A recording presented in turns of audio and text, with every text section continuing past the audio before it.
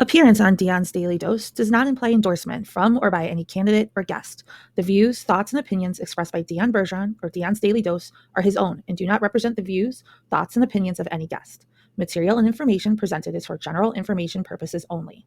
The Dion's Daily Dose name in all forms and abbreviations are the property of its owners, and its use does not imply endorsement of or opposition to any specific organization, product, or service. If you'd like to support the show, please visit our Patreon at patreon.com/Dion's Daily Dose. Welcome, ladies and gentlemen, to today's Dion's Daily Dose. Today, it's Triple D Presents Face to Face with Dion and Shawn. Here with my friend Shawn. Welcome. Thanks for having me. As always. So, we got a good one today, and at the same time, extremely concerning. Very concerning, as a matter of fact. So I happened to run across this kind of I think I got an alert from True Social, which I primarily only use to keep track of what Donald Trump says. It'll go on True Social first, and then there's a copy bot on Twitter. Yep, I follow the Twitter. Yeah, I tend to follow on both so that I can see if there's a discrepancy. I did not actually see this one come to Twitter. Matter of fact, True Social was the only place I saw it. And I don't even think it was Trump that shared it. I think it was like someone else. I don't remember where it originated, but I got an alert. I clicked on it. I'm like, oh my God. And I'm going to show you why I was, oh my God.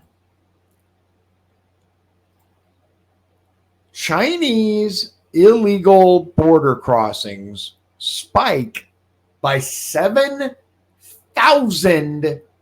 7,000%. And the most disturbing thing about this is that they're all like military-age men. Right. They're all single. We're being invaded. Men. Oh, absolutely. Absolutely.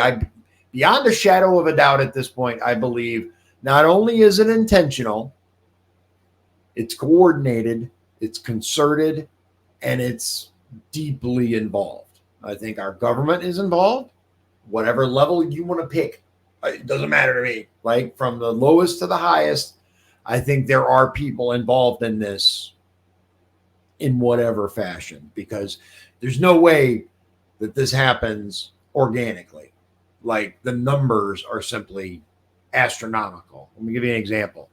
Border Patrol captured only 342 Chinese crossing the border in 2021. That's only a few years ago. This year, it's 24,296 in just 6 months. Wow.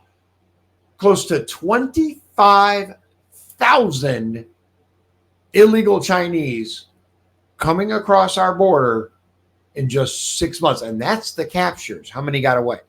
We know it's a wide ass open border. That's 4,000 a month. Yeah. That's a lot of people. 4,000 people every month streaming across the southern border, getting caught. Not the ones that get away, not the ones that hide, not the ones they're flying around, just the ones that they apprehend. Who knows how many got away?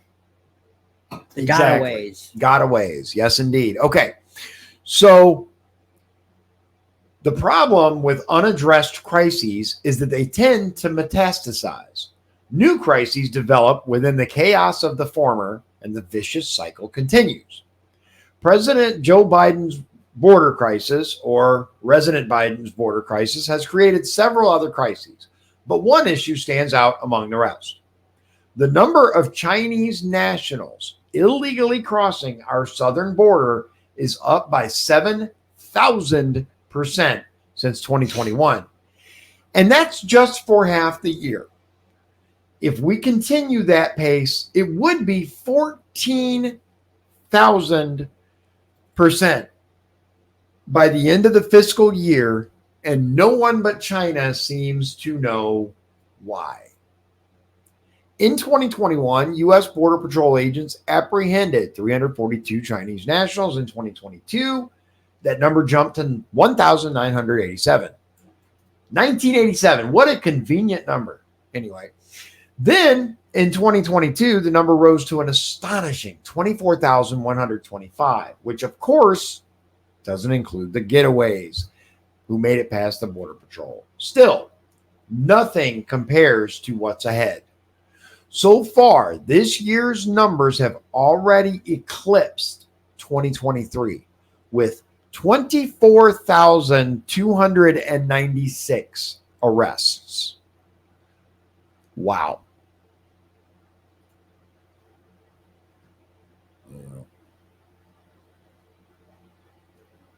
And it's only halfway through the physical year. Yeah, we're okay. Hold on, I lost it. I think this is it. The new year starts from October to September. There we go. We still have 6 more months to go in the fiscal year. Sorry, I had a little bit of a technical issue. Chinese migrants are among the fastest growing groups illegally crossing the southern border. Even more concerning, the overwhelming majority of these Chinese migrants are, just like Shawn said, military age males. I'm going to just stop for a second. Why do you think, first of all, there's some real fear with the term military age male? Do you think it's warranted? To say, well, you know, the biggest portion of these guys are military age males. That's a problem for me. Yeah. I think it's a problem for most people, but why? Because these are generally people that don't, military age males typically don't go and start a new life in a new country for, you know, no reason. Yeah. There's something driving them. And when you have a couple, for example, going together to make a new life in a new land, absolutely. A guy and his children going to make a new life in a new land, fine. But military age males representing the vast majority means they're coming by themselves.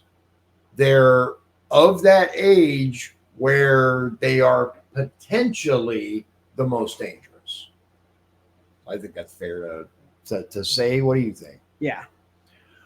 One might think that given the unique threat the Chinese Communist Party poses to the United States, our Department of Homeland Security would intently interrogate some of these migrants to understand why they're here. I mean, it would seem like a good idea, wouldn't it?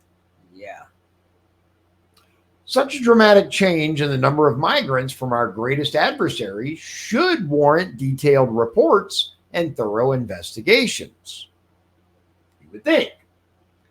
But like any other spin-off crisis related to the border, there is little indication that the Biden administration will address it anytime soon. Of course, the media seems to provide cover fire for Biden's lack of action. Big frickin' shock, right? Many in the media seem concerned that the most important aspect of the crisis should be the use of politically correct vocabulary to describe the illegal immigrants. We've seen this over and over. Biden apologized to a murderer because he called him illegal. Mm-hmm. Didn't apologize to the family for letting this happen. Didn't look at the family and go, "I'm deeply sorry." As a matter of fact, the dad tossed out. No, that was a different guy. But couldn't even say her name right. And made no like real gesture. And when he got on TV and that stupid interview afterwards, the interviewer's like, "You regret using the term illegal?" "Oh yeah, I'm so sorry." Yeah, shut up. Really? For example, in a House floor speech, Speaker Mike Johnson made mention of, quote, "military-aged single men who are pouring into our country over the southern border from adversarial nations." One Washington Post columnist took issue with Johnson's framing. Quote, "It takes very little unpacking to see the frightening veneer that Johnson is applying here. It's all framing. Johnson wants listeners to hear the phrase military age and assume that the migrants are dangerous and intend to harm Americans. Well, they potentially could be. That's the thing. Is every single illegal coming across the border dangerous? Of course not. Of course not. But like anywhere, look at Michigan City, right? The vast majority of Michigan City are peace-loving, quiet people who generally want to be left alone. But there's a big enough population of troublemakers that we have a robust police force. Every night, you generally, not every night, but most nights, you'll hear sirens. You look at the police blotter, there's, stuff going on because people create problems. There's always a percentage of every population. And in this case, they're not even supposed to be here. No. So, yeah, there's some concern. Absolutely should be some concern, and people should pay attention. Does that mean they're all out to, get us? Of course not. Of course not. I know personally some people who came across the border illegally and then ended up getting their papers. And they're wholeheartedly against illegals. I know a few people like that too. And it's interesting. Unsurprisingly, many in the media would rather spend time wordsmithing than hold the Biden administration accountable for its failures. At a minimum, U.S. intelligence agencies ought to be curious about why this phenomenon is occurring. I agree with that. We know that the migrants use mobile applications like WeChat and Douyin, the Chinese equivalent of TikTok, for instructional videos on how to cross the border. Both applications are controlled and closely monitored by the Chinese Communist Party. It's like the NSA on steroids. I mean, they actively monitor all their citizens. There's a robust censorship regime in China. They only allow certain apps on their phones, and it has to do a certain thing in a certain way. So they're fully aware. Thus, the Chinese government is knowingly allowing tens of thousands of its young men to freely access these tutorials and flee the country. It doesn't take a top secret clearance to imagine why this should be alarming. China already has a long history of spying in the United States recently. I'm going to forgive that double. It's in, but we're just going to move on. They launched a spy balloon that collected intelligence while roaming free in American airspace. The Chinese police centers discovered in New York City. China attempts to purchase farmland near strategic military bases. 7 Chinese nationals caught hacking on China's behalf for over 14 years. And the list goes on. Anyone who thinks that China's sophisticated intelligence operations will not exploit the border crisis simply isn't paying attention. And I do agree with that. China's going to exploit whatever they can. That's just the way it is. They do not look at us as friends. No. They look at us as a stepping stone to their domination and an obstacle. That's just how it is. And it's sad that the Biden administration going out of their way to say, oh, we want to be friends with China. We're not adversaries. They say that all the time. All the time. And China looks at us as an adversary. It's all over their literature. It's all over their teachings. You just have to pay attention. And I'm going to say this. While we are concerned with banning TikTok and gender ideology and the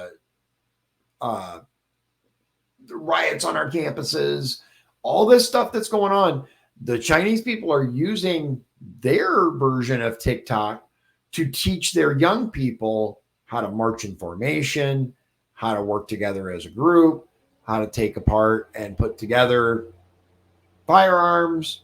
I don't know if you've seen those videos. The Chinese are actively working towards training their citizens. Training them for what? I don't particularly want to find out. No. Like another situation where we need Trump back. Oh, absolutely. Absolutely. And look, I've said it before, he's imperfect, but he is our best freaking shot right now. I agree. Because at least China respected him. Mm-hmm. You know, they won't work mess behind with the scenes against him, but as far as openly, nobody's going to go against Trump openly. And I don't think they're going to try to take Taiwan if Trump wins. Exactly. Yeah, I think if Trump doesn't win, we're in for very dark days. Just say that. It says, still, many seem content with accepting the basic reasoning that Chinese migrants are here for better opportunity. According to one CNN story, shocker, Chinese nationals are flooding to the United States simply due to Beijing's COVID-19 crackdowns and economic stagnation. While this theory might be the case for some, we shouldn't assume that this is the case for all. And that's a fair point. It is a fair point. Just weeks ago, one Chinese national who entered our country illegally was caught breaking onto a Marine Corps base in California. In fact, there have been over 100 cases of Chinese nationals attempting to access American military and other installations in recent years, according to the Wall Street Journal. Are we to assume these individuals are seeking economic opportunity at strategic military bases? It's a fair question. And I don't think I've seen 100 reports of this. You see one every now and then, generally on a conservative news site, but I haven't seen 100. Mm-mm. Like, it's underreported. Why? Because they're selling this "they're our friends" line instead of "they're here for something." Right? We don't have to jump to knee-jerk, "Oh my God, we're all in deep trouble," but we should be cautious, and we should be, at minimum, using our intelligence services to discover what the heck is going on here. The American intelligence community has a duty to the American people to get answers. Intelligence officials can't allow this crisis to be subsumed into the broader border crisis and thus left unaddressed. Though illegal immigrants of many nationalities are represented at the border, only one country is the number one threat to the United States, and that is China. Mm-hmm. Absolutely. And again, they're pushing this whole Russia bad narrative while ignoring the threat from the Chinese Communist Party. And it's very real, it's very present, it's here. They're swarming the border. Yeah, I think China is a bigger threat to us than Russia is. Oh, absolutely. I would argue that Russia really just kind of wants to be left alone. Yeah. That's really the thing with Ukraine aside. They really just want to be left alone. And when you push a country, I'm not taking sides in the Russia-Ukraine thing. That's over there. I care about here. I care about America. I agree. That's why people try to frame it. Well, you want Ukraine this, you want Russia that. I run into that all the time. Yeah, because if you try to have a logical discussion about things, they tend to rely on emotion. Well, you should care about, the Ukraine civilians dying. I do. I absolutely do care about civilians dying. Same thing with the Israel-Hamas thing. I'm not on anybody's side except the innocent civilians that are caught up in this. That's whose side I'm on. And I'm talking about both sides. Innocent Palestinians have died. Innocent Israelis have died. That's who I advocate for. That's who I care about. Secondary to caring about the people here in this country. And that's kind of what it comes down to, is my focus is USA. And if Hamas would just give up, the war would be over. And that's for that one thing I found very, very interesting. So we're not gonna hijack this, but I do want to mention it. The leaders of Hamas, and we were talking about this earlier, they're worth billions of dollars.